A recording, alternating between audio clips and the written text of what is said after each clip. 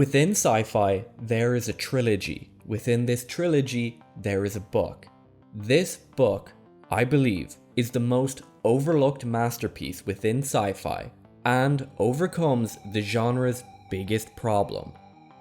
This is Sean and you're watching my channel, If Else. It's important for me to highlight this is an opinion-based review, and if you disagree or agree, I'd be interested in reading your thoughts down below. Count Zero is the sequel to Neuromancer, a book famed for founding the cyberpunk genre, a legacy that is impossible to beat. But in many ways, Count Zero is a hidden gem, and is more deserving of the status masterpiece. At least, I think so. This book rarely comes up in conversation, and if it does, it's almost exclusively in relation to Neuromancer, as almost a footnote. With such low relevance compared to its peers, it's easy to overlook, but don't let that distract you from its excellence. The author, Gibson, now exploring the cyberpunk world for the second time, comes across as a more matured writer, able to better communicate the vision he has for cyberpunk and how his characters interact with that world. So, let's explore the single reason which truly sets Count Zero apart and why it deserves a spot alongside sci-fi's greats. The portrayal of characters in cyberpunk and the sci-fi genre as a whole is often criticized for its shortcomings. There are books, movies, and video games which are in this genre that have excellent characters, but this complaint is absolutely earned. A large amount of sci-fi media is too preoccupied with world building and exploring ideas, which generally means the characters tend to be less developed. The video game Cyberpunk 2077 is commonly compared to its expansion Phantom Liberty as a good example of underdeveloped characters versus developed characters. Famously, the Star Wars prequel trilogy is a prime example of mediocre characterization with very strong world building. Suffering from a revolving door of underdeveloped villains, bland dialogue, and cringeworthy romance scenes, it's easy to overlook just how powerful the world building was in the prequels. That being said, the prequels have become more appreciated over the years due to expanded content and a greater recognition of the movie's positives. So it's often argued that this is part of the genre and in fact a defining feature, that characters are used to communicate broad ideas, that they are not inherently developed themselves and merely are vessels to interact with the world around them. I think a rejection of this sentiment is what sets apart excellent sci-fi from good sci-fi, developing both compelling characters and a deep, expansive world. This is where Gibson truly succeeded with Count Zero. Set 7 years after the events of Neuromancer, which culminated in the merging of two powerful AI into one new Lovecraftian power, this world stands on the brink of a monumental shift, as the impact of this new being is starting to become noticeable. It is in this setting where we are introduced to three seemingly unrelated characters with independent goals who will be our protagonists. The mercenary Turner, who has just survived a near-death experience, is called in for one last job: to extract and protect a defector. However, this person is not defecting from one country to another, but rather from one corporation, mass biotech, to another, Osaka. This is a far more dangerous task than just switching jobs. With both corporations having so much to lose and so much power, lethal force is on the table. In an unpredictable turn, it transpires Turner is extracting the daughter of the defector, Angie, who has a mysterious technology implanted within her. Turner is a man who is haunted by past missions, yet still a consummate professional. Leveraging the knowledge and experience he's gained throughout the years with a sprinkling of luck, he manages the uncertainty and danger of the world around him with grit and cunning. The disgraced but talented art dealer Marley Krushkova is introduced as living a somewhat aimless life due to the failure of her last venture. After being conned into selling forged art, her reputation is in ruin. Marley is hired by the enigmatic billionaire Varek to hunt down the origin of a set of mysterious art pieces and their creator, the Boxmaker.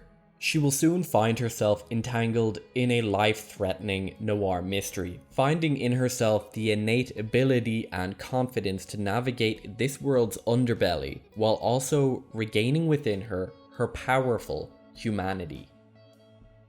Then there is Bobby Newark, a novice hacker and console cowboy going by the name of Count Zero. He is young, restless, and disillusioned with the world around him. Aiming to become something more, someone more, he decides to get involved in illicit data manipulation and capture. Bobby, on one of his first big jobs, gets caught by deadly black ice, which attempts to kill him, only to be saved by a nebulous, godlike being in the Matrix. This event sets him down a path which allows him to reach his full potential. Finally, we have the mysterious mega-billionaire Joseph Varek, a man who is alive in only the broadest interpretation of the term. His intentions are veiled in secrecy, yet his presence looms over the narrative, and he proves to be a point of singularity for our three protagonists. Each protagonist is given room to breathe and grow, while also exposing and building upon the society which was established in Neuromancer. Themes such as corporatocracy, advancement of technology, social decay, the essence of humanity, and of course, high tech, low life, are explored alongside each character. Turner gives us a view into the world of corporate militaries, displaying the willingness and ability of corporations to use lethal force. Disregarding nation-state laws, they utilize cutting-edge technologies to meet their violent goals. For example, during the disastrous extraction of Angie, a corporation strikes the extraction site with a railgun so powerful it appeared to be a tactical nuke. The view we get through Turner's character really builds upon the theme of corporatocracy present within Cyberpunk, exploring a world where multinationals have unbridled power and the worst of capitalism has taken hold.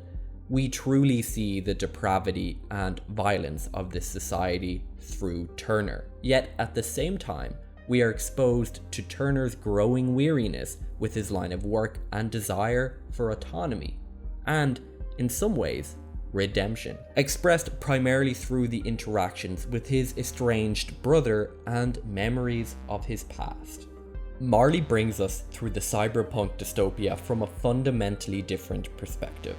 Moving away from the violence, destruction, and aggression we experience through Turner, we witness a more refined world of intrigue and espionage.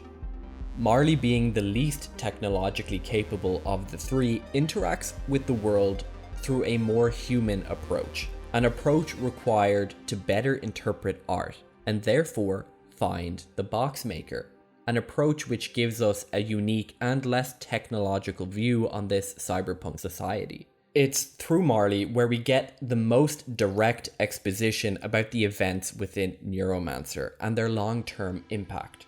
For example, through her we experience the ruins of the Tessier Ashpool clan, a once powerful conglomerate who stood against our protagonists in Neuromancer.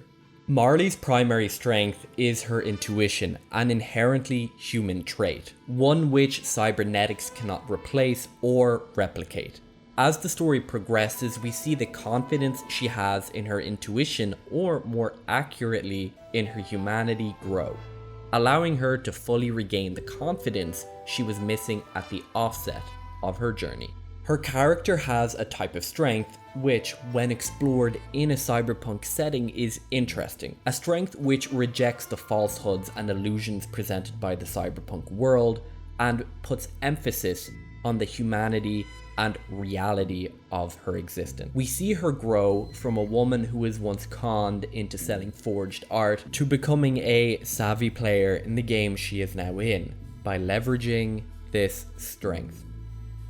Bobby Newark, or Count Zero, takes us from his small town to the Sprawl, a massive metropolitan area stretching from Boston to Atlanta.